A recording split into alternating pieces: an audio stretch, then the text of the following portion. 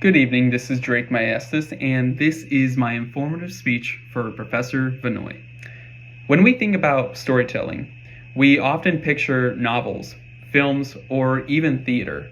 But over the last century, one medium has quietly but powerfully redefined the way that humans tell stories, that being through the power of animation. Now, in a modern day setting, with endless content to watch and hear, it's inspiring to discover that animation had what began as a series of simple sketches flipped through a projector has evolved into a global art form, one that is capable of expressing the most complex emotions, cultural identities, and philosophical questions.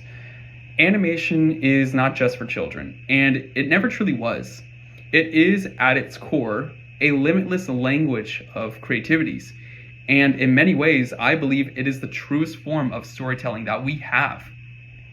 The history of animation is one of innovation and evolution.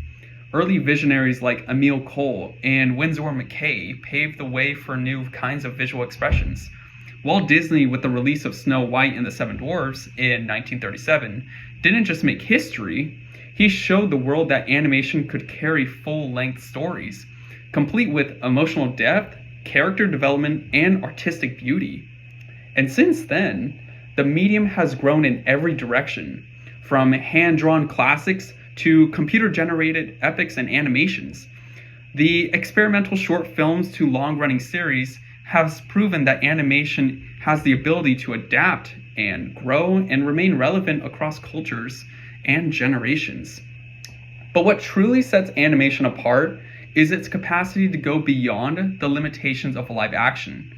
It can break the laws of physics, bend time, and give form to the abstract.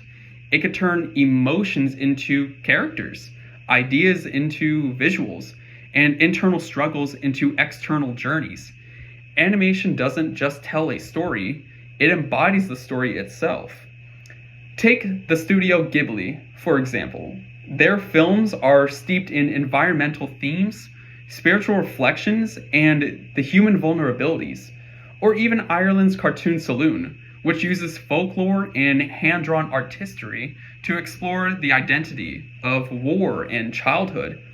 These studios demonstrate that animation isn't just technically impressive, it's emotionally urgent. Closer to home, adult animation in the West has exploded in complexity. Shows like BoJack Horseman, Rick and Morty, and Invincible explore trauma, existentialism, and most of the time personal failures with a rawness that would be very difficult to